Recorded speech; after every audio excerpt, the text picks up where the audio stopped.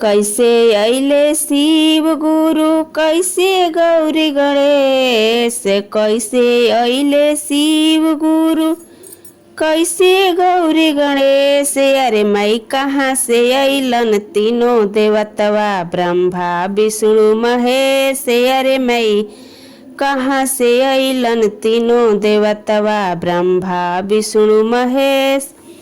बसहा पर अइले शिव गुरु संग में गौरी गणेश। अरे मई स्वर्ग से अइले तीनों देवतवा ब्रह्मा विष्णु महेश। अरे मई स्वर्ग से अइले तीनों देवतवा ब्रह्मा विष्णु महेश।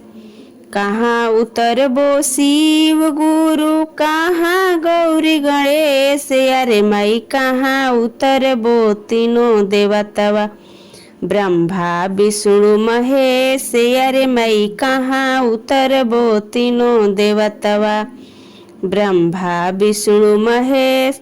मंदिर बैठैबो शिव गुरु अंगना गौरी गणेश। मंदिर बैठैबो शिव गुरु अंगना गौरी गणेश। अरे मई घर में बैठैबो तीनों देवतवा ब्रह्मा विष्णु महेश। अरे मई घर में बैठैबो तीनों देवतवा ब्रह्मा विष्णु महेश।